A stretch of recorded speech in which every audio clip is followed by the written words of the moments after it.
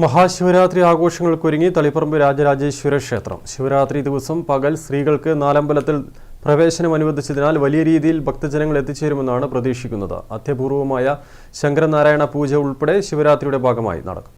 തളിപ്പറമ്പ് രാജരാജേശ്വര ക്ഷേത്രത്തിൽ ഏറ്റവും പ്രധാനപ്പെട്ട ചടങ്ങുകൾ നടക്കുന്നത് മഹാശിവരാത്രിയോടനുബന്ധിച്ചാണ്. സാധാരണ ദിവസങ്ങളിൽ പുലർച്ചെ 5 മണിയോടെയാണ് കണിക്കുവേണ്ടി നട തുറക്കുന്നത്.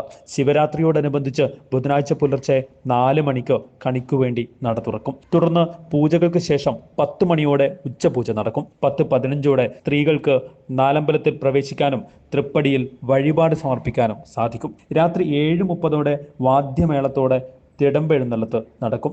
പുലർച്ചെ 2 മണിയോടെ തൃച്ചംബരത്ത് നിന്നും തിടമ്പെഴുന്നള്ളിച്ച് രാജരാജേശ്വര ക്ഷേത്രത്തിൽ എത്തിക്കും. തുടർന്ന് അത്യപൂർവമായ ശങ്കരനാരായണ പൂജ നടക്കും.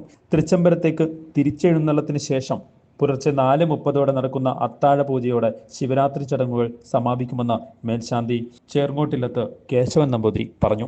സാറിന് 5 മണിക്കാണ്, ശിവരാത്രി 4 മണിക്ക് തുറക്കും. അതിനുശേഷം പൂജകൾ ഓരോന്ന് വഴിക്ക് നടക്കും. ഉച്ചപൂജ കഴിഞ്ഞാൽ ഉച്ചപൂജ തുറക്കുന്നതോടെ ഏകദേശം 10 മണിക്ക് ശേഷം സ്ത്രീകൾക്ക് സാധാരണ ദിവസങ്ങളിൽ രാത്രി 7 മണിക്ക് ശേഷം സ്ത്രീകൾക്ക് അത്താഴപൂജ കഴിഞ്ഞാൽ പ്രവേശനമുള്ളൂ.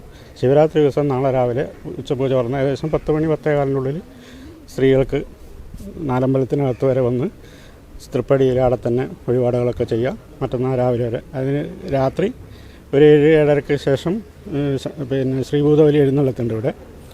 അത് കഴിഞ്ഞതിന് ശേഷം ആ സമയത്ത് അടക്കും.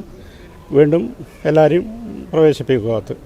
പിന്നെ തൃച്ചംബരത്തുനിന്ന് അതിനുശേഷം ഏകദേശം ഒരു രാത്രി 2-2:30 മണിയോടെ തൃച്ചംബരത്തപ്പൻ എഴുന്നള്ളിച്ച് ഇവിടെ വരും. ഇവിടെ വന്നിട്ടാകുമ്പം 2 ദേവന്മാർക്കും കൂടെ ഒരു പൂജയുണ്ട്. അത് ശങ്കരനാരായണ പൂജ എന്ന് പറയാം. News bureau, Taliparamba.